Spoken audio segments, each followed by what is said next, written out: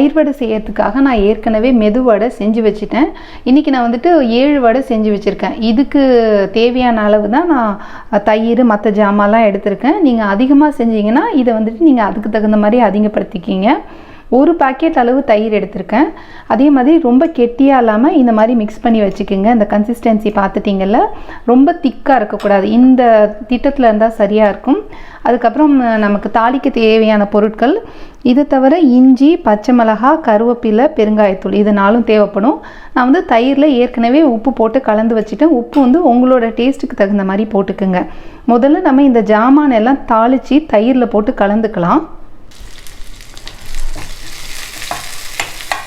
நான் ஏற்கனவே எடுத்து வச்சுருக்க பொருட்கள் எல்லாத்தையும் நான் வந்துட்டு தாளித்து எடுத்துக்கிட்டேன். கடுகு, உளுத்தம்பருப்பு போட்டு அதுக்கப்புறம் பச்சை மிளகாய், இஞ்சி, கருவேப்பிலை, பெருங்காயத்தூள் போட்டு தாளித்து எடுத்துக்கிட்டேன். இதை நாம் தயிர் கூட சேர்த்துக்கலாம்.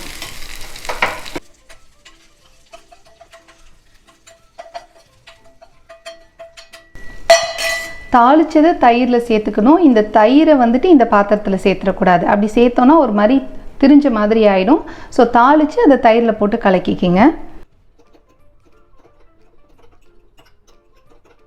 இது கொஞ்சம் நேரம் அப்படியே இருக்கட்டும், ஒரு 10 மினிட்ஸாவது இருக்கட்டும். அப்போ தான் அந்த பெருங்காயத்தூள், பச்சை மிளகாய், இஞ்சி இதோட டேஸ்ட் எல்லாம் அந்த தயிரில் நல்லா இறங்கும். மினிமம் ஒரு 10 மினிட்ஸாவது இதை விட்டுடுங்க. இப்போ அடுத்த ஸ்டெப் நம்ம பார்க்கலாம். இந்த மாதிரி ஒரு அகலமான பாத்திரத்தில் கொஞ்சமாக வெந்நீர் சேர்த்துக்கலாம். தண்ணி வந்து ரொம்ப சூடாக இருந்துடவே கூடாது, லேசாக வெது வெதுப்பாக இருக்கணும். தண்ணியில் வந்துட்டு சூடு இல்லை, ரொம்ப வந்துட்டு லேசான சூடு தான் இருக்குது. இப்போ நம்ம ஏற்கனவே பொரிச்சு வச்சுருக்கோம்ல வடையை எண்ணெயில், அது இதில் போட்டுடலாம். ஜென்டிலாக இந்த வடையை தண்ணிக்குள்ளே லைட்டாக அப்படி அமுக்கி எடுங்க. ரொம்ப போட்டு ப்ரெஸ் பண்ணக்கூடாது. ஜஸ்ட்டு ஒரு 5 செகண்ட்ஸ் நீங்கள் இந்த தண்ணியில் இந்த வடையை விட்டிங்கன்னா போதும்.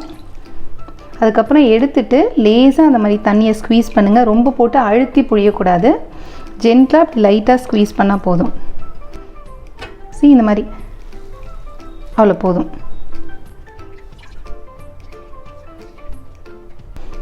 இப்போ நாம் ரெடி பண்ணி வச்சுருக்க இந்த வடையில் நம்ம ஏற்கனவே ரெடி பண்ணி வச்சுருந்தோம்ல தயிர், இதை நம்ம சேர்த்துக்கலாம்.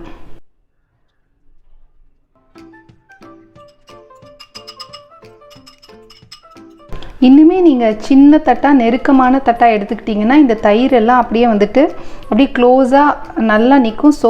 சோக்காகிறதுக்கு இந்த வடை வந்துட்டு அதில் ஊறுறதுக்கு நல்லாயிருக்கும். நான் இன்றைக்கி கொஞ்சம் பெரிய தட்டு எடுத்துட்டேன். பட் நீங்கள் எடுக்கிறப்ப இன்னும் அந்த வடை எந்த அளவு கொள்ளுதோ அந்தளவு தட்டு எடுத்துகிட்டு நெருக்கமாக வச்சுட்டு ஊற்றிக்கிங்க.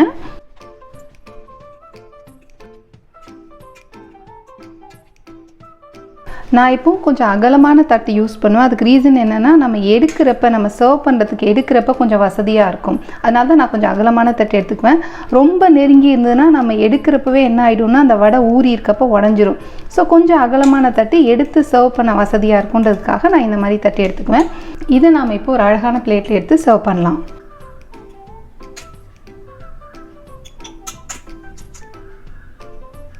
இந்த மாதிரி ஒரு கிண்ணத்தில் சர்வ் பண்ணிவிட்டு நம்ம ஏற்கனவே தயிர் தட்டில் இருக்குல்ல அதை எடுத்து அழகாக அது மேலே கொஞ்சம் ஊற்றணும். அப்படின்னா நம்மளோட தயிர் வடை ரெடி. இது மேலே நீங்கள் வந்துட்டு உங்களுக்கு பிடிச்ச மாதிரி காரா பூந்தி போட்டுக்கலாம், இல்லை நீங்கள் வந்துட்டு ஓமப்பொடி போட்டுக்கலாம். கொஞ்சமாக வந்துட்டு பார்த்தீங்கன்னா ஸ்வீட் சட்னி இருந்தது அப்படின்னா கூட நீங்கள் ஆட் பண்ணிக்கலாம். உங்களோட விருப்பத்துக்கு தகுந்த மாதிரி இது மேலே எது வேணாலும் போட்டு சாப்பிட்டுக்கலாம். இன்றைக்கி நான் வந்துட்டு இதை ப்ளெயினாக தான் சர்வ் பண்ணியிருக்கேன்.